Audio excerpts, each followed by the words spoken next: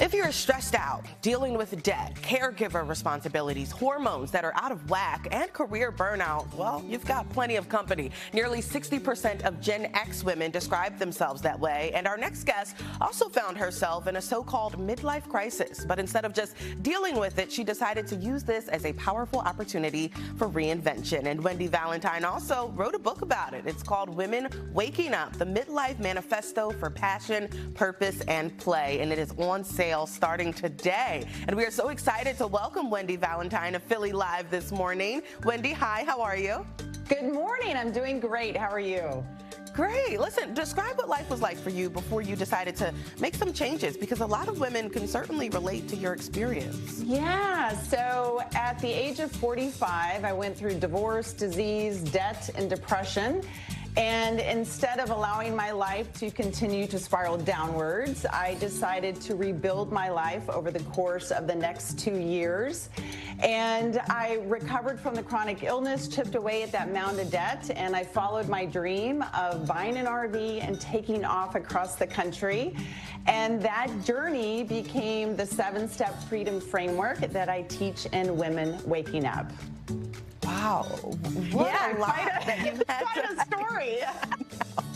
You left me speechless there a little bit. I mean, that's a lot to overcome, and it's quite the transformative journey. Talk about the changes that you made and your advice for readers as you look back on that experience. You know, I'm going to tell you the number one thing that I did to start that journey off was to actually, instead of worrying about the what, when, where, and how, which we typically do, I started to worry more or concentrate more and be more intentional about who I wanted to be, the woman that I wanted to be driving behind that RV.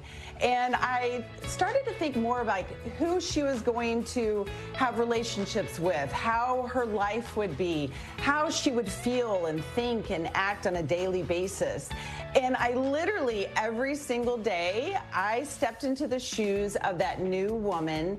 And what was amazing is that the what, when, where, and how all kind of just fell into place. It's quite fascinating.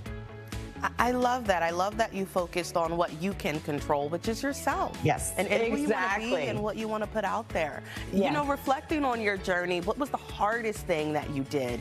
And what was the best thing that you did? Great questions. You're really good at this. The hardest thing that I had to do was overcome my limiting beliefs.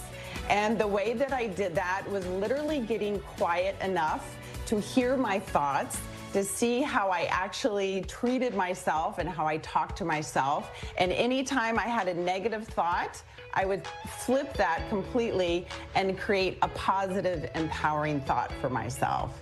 So that was like the hardest thing to have to do, but as we know, you can actually change your brain and change your body and change your life. The best thing that I did was to actually give myself permission to change and to create a better life for myself. You know, Wendy, we also have to mention that you also host the Midlife Makeover Show podcast. And your book, Women Waking Up, the Midlife Manifesto for Passion, Purpose, and Play, is now available wherever books are sold. So, Wendy, thank you so much for being here. It was such a pleasure speaking with you. And you gave great advice, not just for women going through a midlife crisis, but just women living life in general. Yes, yes. Thank you so much. Have a great day, Philly.